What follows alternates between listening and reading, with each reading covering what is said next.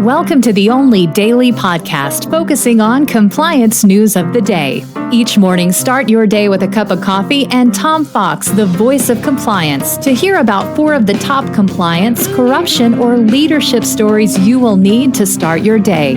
The Daily Compliance News is a production of the Compliance Podcast Network. First, a word from this month's sponsor, Ethico. In the delicate arena of compliance, every conversation matters. Traditional methods can leave callers feeling unheard, but Ethico changes the game. Our empathetic interview technique reshapes compliance calls into powerful, compassionate interactions, ensuring no crucial detail is missed. It's about creating a conversation that matters, that resonates, that makes a difference. Be the change in your compliance approach. See the transformation for yourself at ethico.com/CPN. Book a demo, try our free ROI calculator, and explore the white paper by Tom Fox, The ROI of Compliance. The Daily Compliance News for April 29, 2024, the Better Late Than Never edition. And we begin with that story from the Deccan Herald, a first-time contributor to the Daily Compliance News, which reports that a Sessions Court in Pune, India, has directed the Anti-Corruption Bureau of the local police to investigate allegations against Cognizant Technologies that it paid a bribe. I know you're shocked. Through a contractor to local government officials to secure necessary permits and environmental clearances for its campus on the city's outskirts.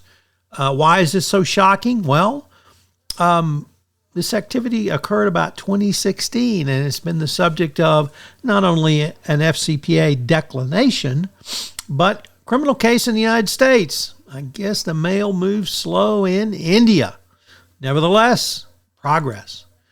Next up from NPR, reports that net neutrality is back as the Federal Communications Commission voted on Thursday to reclassify broadband as a public utility such as water and electricity to regulate access to the internet.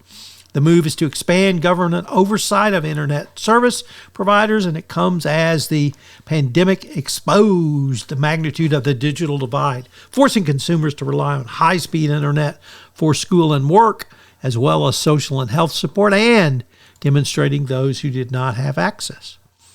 Next up, from Reuters, a former McKinsey & Company partner has sued the global consulting firm and accused it of defaming him and making him a scapegoat to distract attention from its work advising OxyContin maker Purdue Pharma.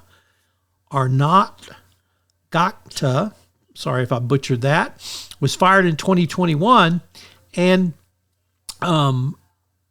he now claims that McKinsey was well behind the work done for Purdue Pharma, and that his role, although he was certainly involved in it, is not one that warranted either being defamed or the treatment he has since received.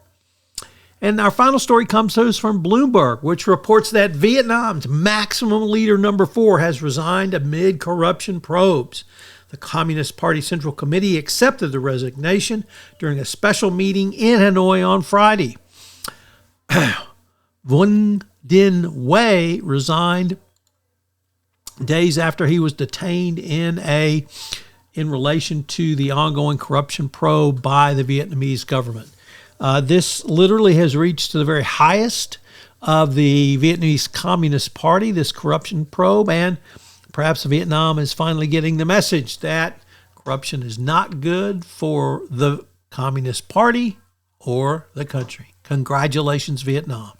As I mentioned at the start of this podcast, this month's sponsor for the entire Compliance Podcast Network is Ethico.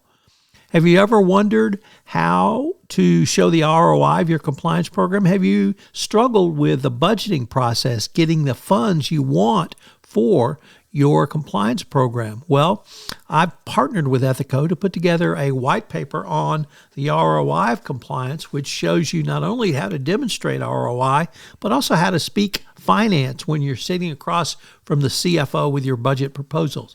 Check out the website and get the white paper. The Daily Compliance News is a production of the Compliance Podcast Network and a proud member of C-Suite Radio. Thanks so much for listening. I hope you'll join me again tomorrow.